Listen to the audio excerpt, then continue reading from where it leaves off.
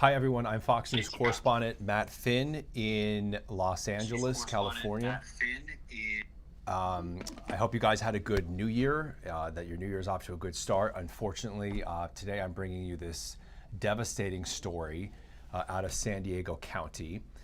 A U.S. Marine was driving his family home from a Thanksgiving visit, kind of on a rural back road, and an illegal alien hit the Marine's car head on, resulting in a fiery crash.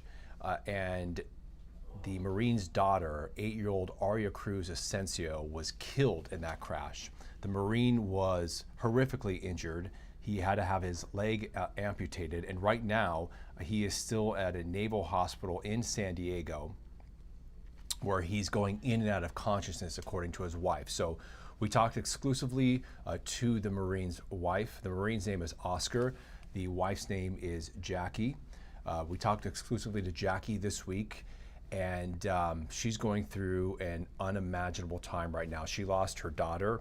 Her husband is in a hospital with his leg amputated, very, very slow recovery. The most pressing issue right now is he had a traumatic brain injury that he's recovering from. So he's not entirely coherent, but he is on the mend. Now, prosecutors have charged the illegal alien. His name is Brian Jose Alva Rodriguez. He's 25 years old from Guatemala, and this is where it gets pretty awful. He had 2 previous DUIs here in the United States, and prosecutors say he was driving under the influence during this crash, the most recent one. So he has been charged with his 3rd DUI. He's also been charged with murder. He is still in the hospital right now, recovering from his own injuries, according to the last update we got from the sheriff. So that illegal alien in the hospital, recovering from his own injuries that he sustained from the accident. He was also arraigned in the hospital, and he's scheduled to appear in court next week. So we'll keep you updated on that. So how is the wife doing, Jackie? She's remarkably strong. One of the more difficult interviews I've ever done. She says she's gathering strength from God right now, and is, quote, still processing the loss of her daughter. Tragically, she was fully coherent during the accident. A lot of times you'll hear people say they have no memory of an accident of that magnitude or that great of an impact, but she said that she was in the passenger seat with her husband. They were driving home after a family visit in San Diego, the San Diego area, and she saw this car coming at her family car, or a pickup truck coming at her family car full speed, and she tried to warn her husband, but it was obviously too late. She said she remembers the impact, and then afterwards she looked in her back seat. She saw that her 2 sons were living, and that her daughter was motionless or lifeless, was not breathing. But at that point she was hoping for the best and maybe did not think that her daughter died.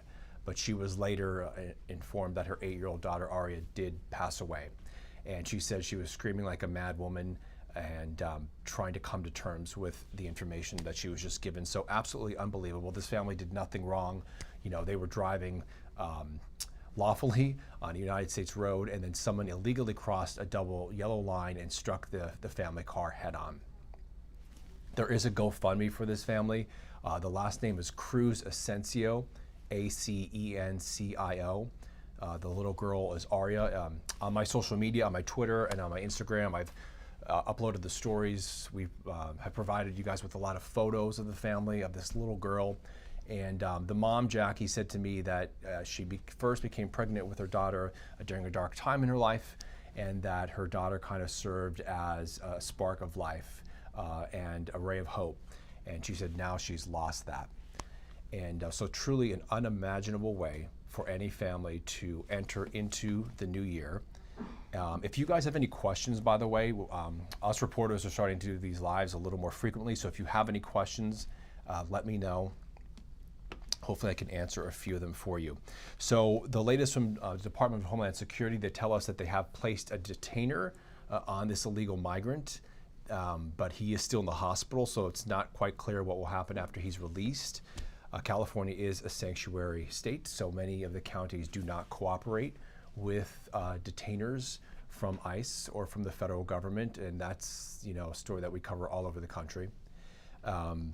This migrant has been charged with murder, and my understanding is because it's his third DUI, he was warned about the risks and the danger of driving drunk after his first DUI, maybe even after his second one. So because he was legally informed of the risks of driving drunk, he can be charged with murder, vehicular manslaughter and murder, because he had previous DUIs. One of the questions is, has the suspect been deported before and re-entered the United States?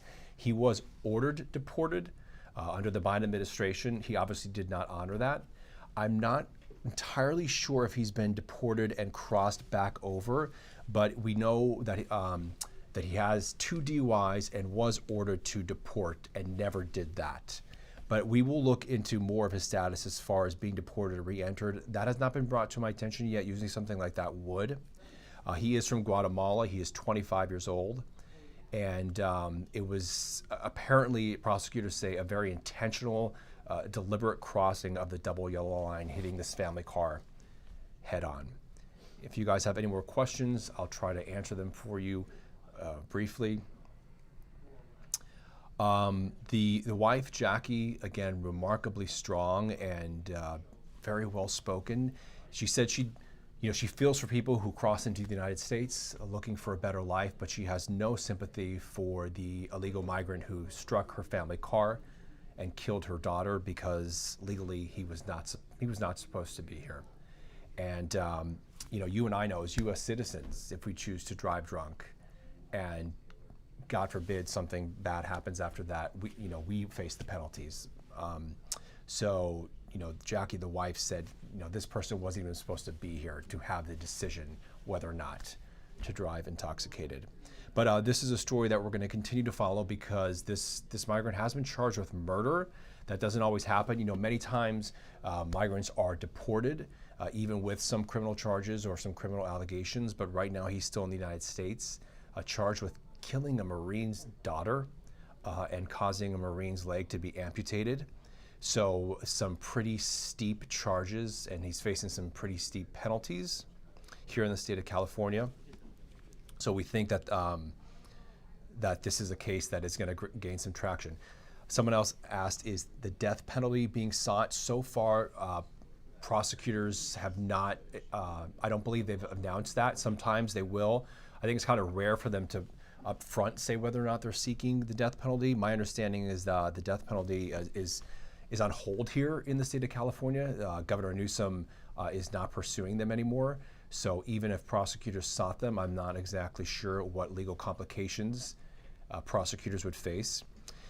Someone else asked, is he going to appear in court? Yes. The latest update we have is he's scheduled to appear next week. It's not clear if he would appear virtually, via Zoom, which is something we're seeing more and more of. We saw that just most recently up with the Charlie Kirk alleged killer in Utah. So it's not clear if this suspect will appear via Zoom or virtually or in person, but we do have it confirmed that as of this hour, he is scheduled to appear next week, basically for a status hearing. So we're going to keep you updated on that as well. Give it another second or two. Maybe you guys have any other questions. Just a little backstory in the family. I was talking to Jackie, the wife. She, I believe she's a certified nursing assistant, and they were living and based in Yuma, Arizona. And Jackie was going to school there to become a nurse. She was taking college courses, and the Marine Oscar only had, I think, a few weeks left in the military. So he and his family were preparing to move to Oregon after he finished serving. And they were actually, eyeing up some places to live there, and that's where they were going to relocate. So all that now has, been completely upended in a million ways, and they're going to be tied to, a lot of the legal process now and a potential murder trial, and of course just trying to rehabilitate and get their lives back together, which is seemingly impossible. So pray for this family. The GoFundMe is out there. I put it on my Twitter a couple weeks ago when I first started reporting on this. The last name is Asencio, Acencio. Oscar is the father, the Marine. Jackie is the mother, 8-year-old Aria the little daughter. The two boys who are also pictured in the story, it'll be on foxnews.com. It'll be on Fox later today as well. The full story, the pictures. The two boys had some pretty substantial injuries, but they are doing okay according to their mom. And the Marine, the father, Oscar, is apparently not fully up to speed on everything that happened. Doctors want to be cautious and sensitive to his traumatic brain injury and not cause any more sudden trauma right now with everything that happened to him. So they're just giving him a lot of space and privacy and allowing him to heal and kind of come to terms on his own time. The other two boys are the siblings. Yes, Jackie says she has 3 children. So there's the girl Aria and then the 2 boys. A beautiful family. Probably so proud of their father. There's a picture of them, what it looks like on a military base. There's pictures of at least Aria with her father in uniform. So this gentleman was serving our country and now had a literal nightmare happen to him. And obviously our hearts go out to this family. I've been praying for this family, and Jackie is just so remarkable. She's in a wheelchair right now. She can't walk. She had a pretty gruesome injury to her foot in the accident, basically crushed. And so she's in a wheelchair and expects to be for up to 6 months. So she's got that to tackle. And I want to point out that the Fisher House in San Diego on the naval base there is housing this family. I learned a little bit more about the Fisher House. They basically host the families of wounded warriors and give them housing and provide a lot of resources for them. So that's where this family is right now, at the Fisher House. So shout out to the Fisher House for providing this space for this family to heal. But so another question is, what was the most emotional part? I had been communicating with Jackie on and off, and then I think seeing her in person right in that moment and just kind of putting a face to the name. But she said that one of the things that is killing her right now is that she can't go run and play with her sons, who she feels like needs her so much because she's wheelchair bound, and she has a lot of bandaging and everything on her foot that it can't even get wet. So we were outside trying to avoid the rain. God bless her for meeting us outside. But the most emotional part was right when I sat down, and I believe I asked her for the correct pronunciation and spelling of her daughter's name, and she had to say her daughter's name and spell it. So imagine that, someone asking you how to correctly spell and say the name of your deceased child. And that was a really hard moment for her and for me to ask, and she, that right there, she started to cry, essentially before we were even rolling, and the tears just came down, and I could just see the hurt on her face, and because she had to say her daughter's name on camera and spell it. So that for me was extremely emotional, and that really kicked off a very emotional interview. And a very measured woman, was not screaming and shouting, wasn't filled with hate or rage, but was very direct in saying that she's still processing and coming to terms with the loss of her daughter. And and imagine, trying to comfort her husband. She goes to the hospital on the naval base to see her husband, then returns home to her boys that need her. And all during the holidays. This happened after a return from Thanksgiving. They went through Christmas. Jackie said she put up a little Christmas tree for her daughter. Obviously, we just rang in the new year.